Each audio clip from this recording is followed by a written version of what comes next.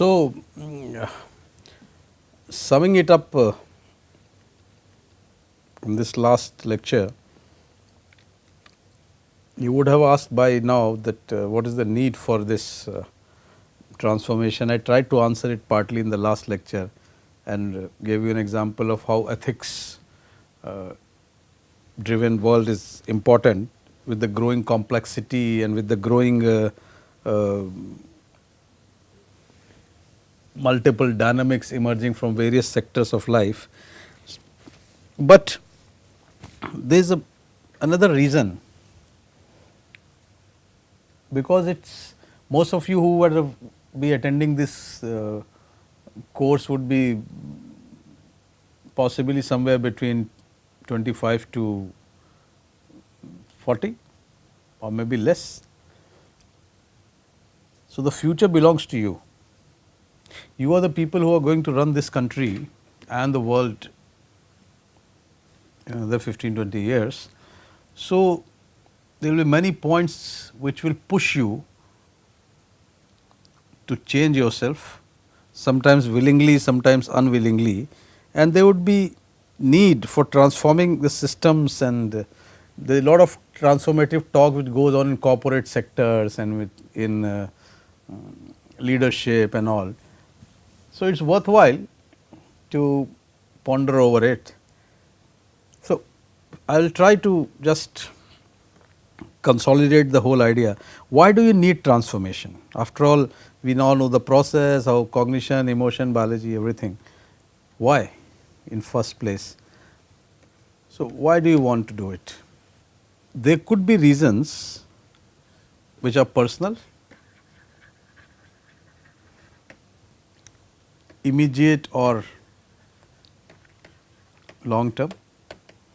One of the practical situation would be like somebody who has struggled to come up to study engineering from a middle class, economically middle class family, and maybe is very good in academics, and your heart is that you want to pursue your studies, in the sense want to do a PhD and all, but your life situation is not allowing it. Maybe you have to support family people, maybe you have to, so you have to learn to delay your immediate need or gratification.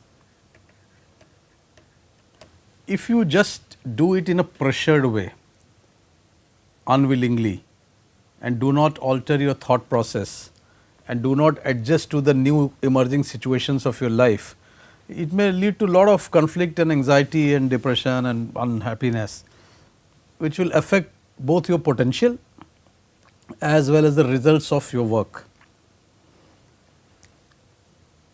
So, this could be a need to transform. There could be a societal need, as I said. If you want to see the world differently, which I am sure everybody wants to see, we are not happy with the way we are. We may have been great in the past, but over last post independence, there have been good things. In, like suppose we talk of India, India has really emerged strong. Lot of things have happened. It's no more that same India which was delivered to us by Britishers, and lot of stuff has happened. We are technologically advanced. We have huge amount of manpower at our disposal in science, in art. But something is missing. We are still not the world leaders. We want to be. So, maybe we just need some transformation at a societal level. These are few questions which I will pose and leave. I do not have the full answer. We can discuss it on the forum or some other time. So, what pushes you would be these things, whether you are satisfied in the present time. This is the immediate life, immediate or short term life. Life is working fine for you, you are not bothered about it. Maybe you do not want to change, that is all right. Maybe the knowledge that something is going wrong in a system or in your life, the knowledge of this may push you to change or transform. your value system. May, possibly you are pushed into a world which gives a high premium on networking and manipulation and a material pursuit, and your value system come into direct conflict. That could be the triggering point.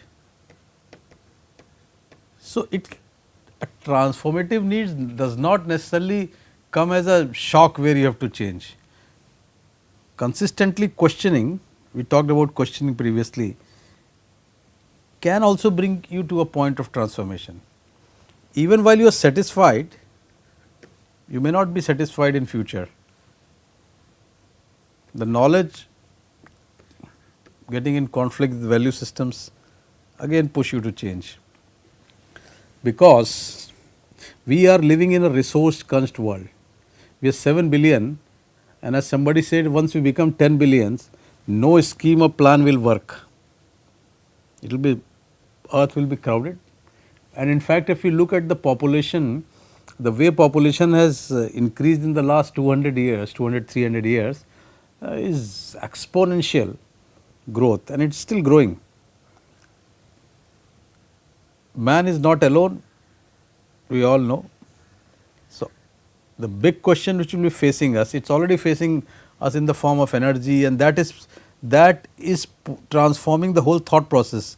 For example, if you want to think technologically in the fuel, the petrol, the number of wars, the numbers of conflicts it has created in the last 100 years is not funny. And we know this is the one resource which is going to vanish in our lifetime. If not in our lifetime, at least in coming maybe 100 years. The earth, we already usurped up a lot of agricultural land, and with concrete buildings and all, which is going to maybe someday create a food crisis. The crowded roads and the search for alternative mechanisms, because we can't stop now. We all have this need of pushing to transport and doing whatever. We are already talking of electric cars. Power will be surplus. Tesla, you all know about it. How by 2030 we are planning to really shift the whole thing to electricity. Now this is it's a transformation. It may be very utilitarian, materialistic transformation, but it is still a transformation at a very collective societal level. Telephony, what was a luxury in 80s and 90s is the mobile and internet, the communication has changed. That is a big transformation, it is irreversible. So, now you know what transformations are. Somebody would have thought of it, Steve Jobs would have thought of it, or internet, whoever invented internet would have thought of it. Every day there are incremental innovations happening. From a personal inter-office mode of communication, it has become a mode of communication into a world wide web, where information is at your fingertips. These are also transformations. So, when we talk of transformations, we not always talk of human being becoming a moral being. These are also transformation, but whoever did it, whoever does it, whoever is trying to make a artificial intelligence, whoever is trying to make a brain computer interface where people who are disabled or having stroke or weaknesses can be helped.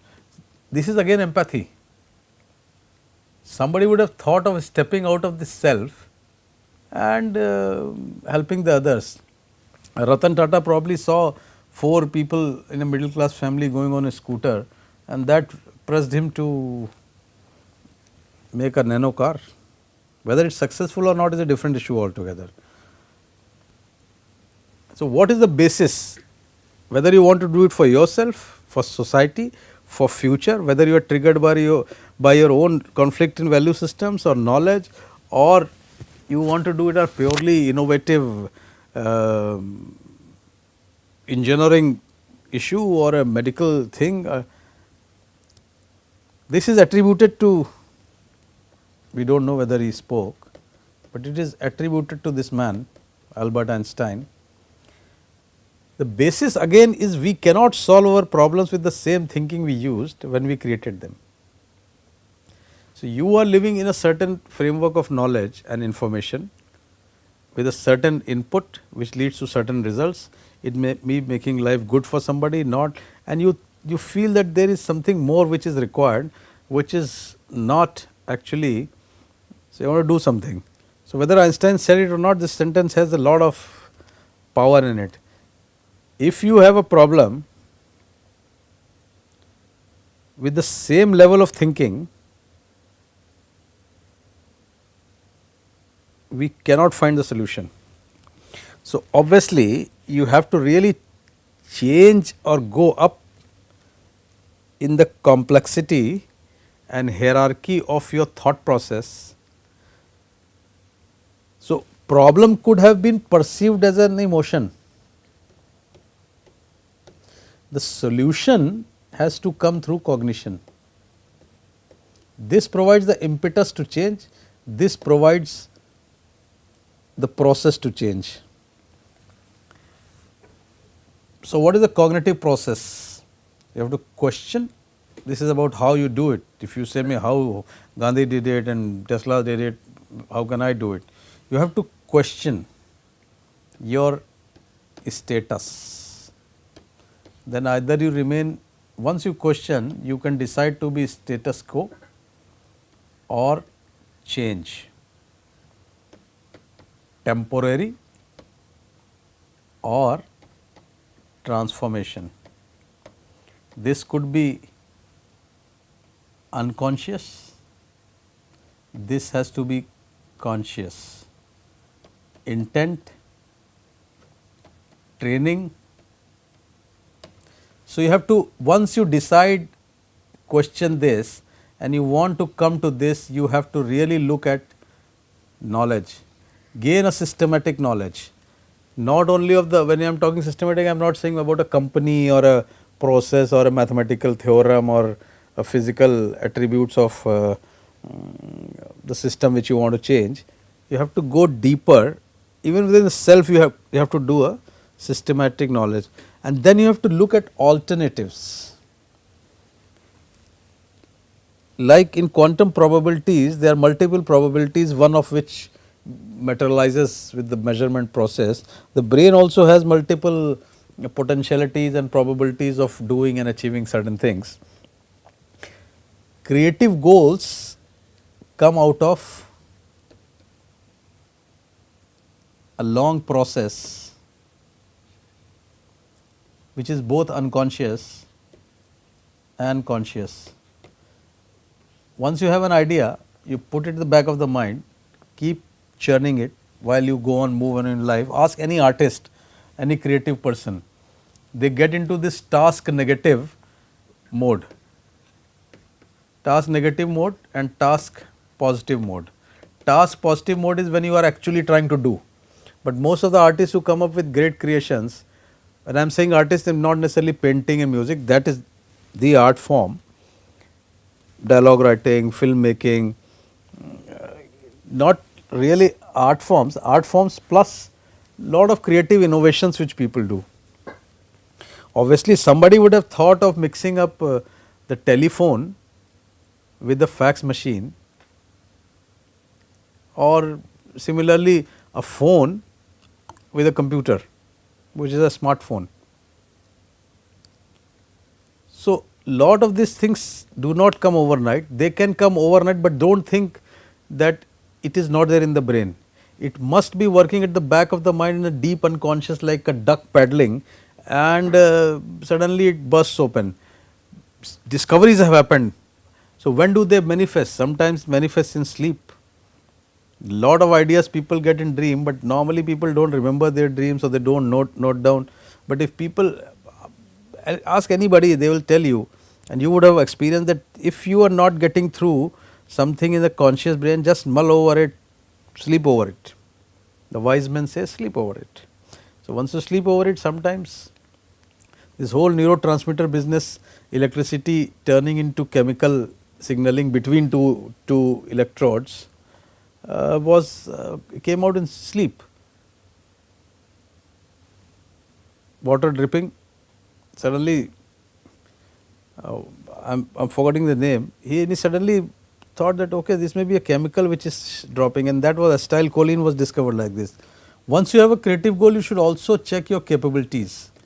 Not everybody can do everything. I may be willing to transform into a 100-meter dash runner. Yeah, this is not my capability. Let me accept it. I may be a good writer, but it may not be in my capability to go and sell myself. Or I may be a moderate and average creative person, but I have a huge capacity to sell myself. That's how the world moves. Whether it is ethical, right, wrong is not a question. People have different talents. Even to sell a lie in this world, you need talent. Hitler and Goebbels, they were known for telling lies, but they had this style of telling a lie so many times that it became a truth. We tend to believe lot of stuff in our life by tending to believe what we say. We may have some reality, some fact, some reality check with it, but even if it is a just a belief system, later on it may turn out to be true, like a self-fulfilling prophecy. Once you check the capability and you are sure about what is happening, then you can choose the path. This is again, I will look at it, the process. Once you have chosen the path, where do emotions come in? As I said, they can come in from the unconscious. One, it can come from the discomfort.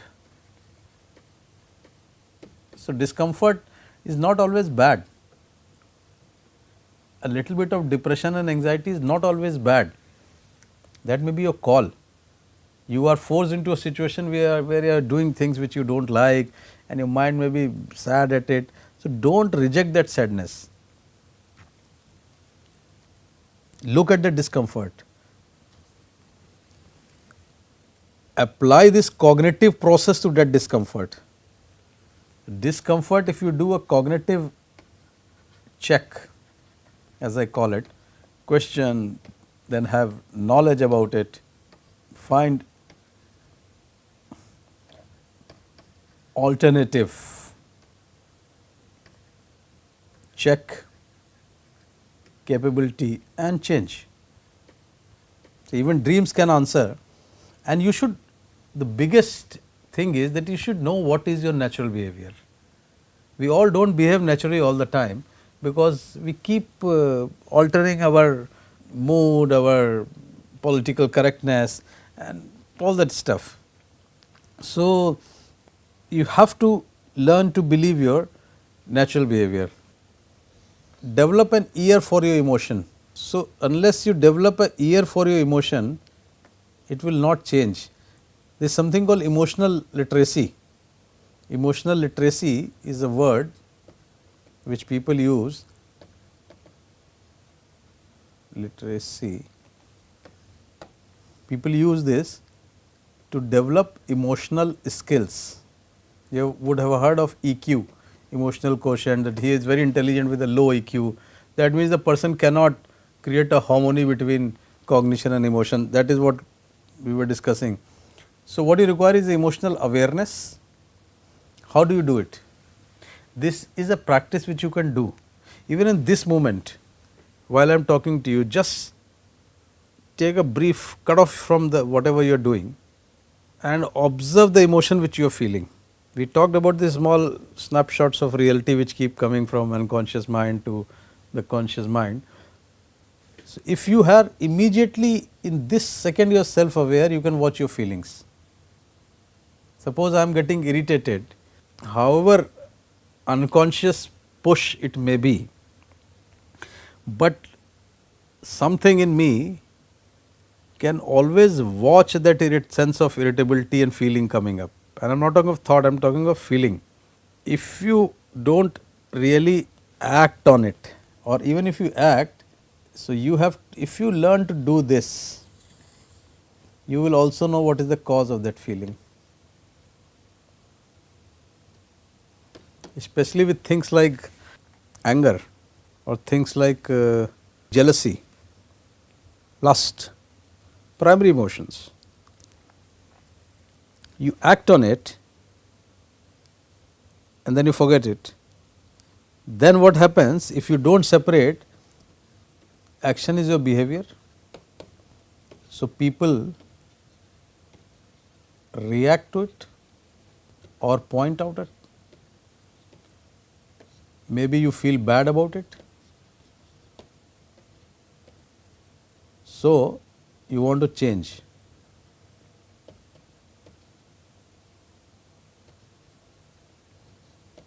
Okay. What do you want to change? You say this is my behavior, I shouted. Okay, I shouted, felt bad, change. You take a vow, I will not shout. How long does it last? You will again shout, again the same cycle. This is because what you are wanting to alter is a action. Do not bother about this. Action is coming from this. This has not been tempered by cognition. This is the issue. Whether your will and cognition can really. So, if you learn to, you get a surge of anger, and shouting is an act which follows as a sequelae. If you separate it, you allow your anger, allow the surge of emotions to go off. This is what is being taught in mindfulness, the oldest Buddhist technique of that you initially you train your mind, allow it to come and go. It is like your inner camera of attention, even if it is focused on this surge, it is not doing anything, it is just watching like a cinema scene. So, if you allow this thing to slowly and gradually your mind will, and that is what Gandhi probably without knowing so much of psychology was doing. He watched his surges of emotions and instead of acting on them, allowed them to pass. He applied his will on not to act on that. It is very unlikely that he would not be having anger and lust and all that, but the will not to react or act on emotion, the source of all non-violence. Violence is after all in the gap. So, that gap he watched by allowing his mind not to act, and then slowly and gradually every time if the emotional surge comes, does not get a conversion into action, the mind will finally give up. And this can be trained by empathizing, taking the perspective of others, which should be done if you want to transform in that relationship thing in conscious mind. Because if I start empathizing with you and I start understanding that you are like me, whom will I get angry at? So, this may be a right approach, and you may say Gandhi was a big man and this is like all social leadership and all, but it is not a question of whether it was a great thing or a small thing. This is what is required to survive together. So, even if you train your mind even 30, 40, 50%, 60% you are able to control it, it is all right, it is wonderful, because then you will have a better life. Active listening in relationships, this is I am talking in the perspective of relationships, but you can also put the same process anywhere. So, as I said, one of these, frustration tolerance is something which seems to be going down. That is the rush actually. The rush is that if you do not have anything, if you suppose you are not able to get it after repeating, that gap of what could have been and what is, that so one has to develop. Everybody has some basic capacity for frustration tolerance, but largely in situations where we do not perceive a threat, we express our emotion. Where we are, so you are not going to hit a policeman on the road for not doing his duty, but you can shout at your servant for not doing his duty. Why not? We should shout at the policeman also, you know he will get beaten up. or put behind the bars. Here you can survive. So that means your mind is not that emotional at all. Your mind knows what is right and wrong for survival. So when it knows in one situation, it should know in other situations also. That is the truth which we have to cultivate. Similarly, as I said, the productive channelization of emotion, don't feel too bad about depression, anxiety, little bit of them. If it is too long, you should have to get treated. But look at the cause of it, what is causing the discomfort, and then maybe you can, this is a big thing. Gandhi said, if you are troubled, the best way to remove your trouble is look at the troubles of others and serve them. Service, yes, self motivation, delayed gratification we have talked about, and self control obviously. So all these things require a very fine balance between emotion and cognition, which was the basic theme. Experiment, once you have decided, okay fine, I will watch my emotion, experiment it. Don't be afraid of failing, it is all right to fail. Review the process, train the mind, persevere, keep doing it, don't give up so easily. This new frame of cognition is the new knowledge I was talking about. The new knowledge modifies the old, that brings in change, and be ready to fail and try, retry. The same process if you apply in the social and interpersonal, you have to put the whole thing in interactions. In a non-egoistic manner, you have to accept alternative views, that other people are also as valid. It requires certain amount of empathy. But if you have a view which you think is right, you have to demonstrate the efficacy and long term benefits to others in a non-judgmental view. That this is how Mahatma Gandhi's whole experiment of non-violence was. He demonstrated the efficacy even to his detractors without being judgmental. He said, by this is what I want to do, violence is bad, so I will not endorse violence, which brought him into conflict with a lot of things. But at the end of it, let people have their point of view. I have, so this is others, this is me, let us compare and see what happens. But at the end, both will have to evolve to a common vision of future. If there is no common vision of future, obviously it all fails. So this is how you should interact. So I will wrap up my course at this, and maybe we will find out time to 30-40 minutes we can maybe have of an interactive session.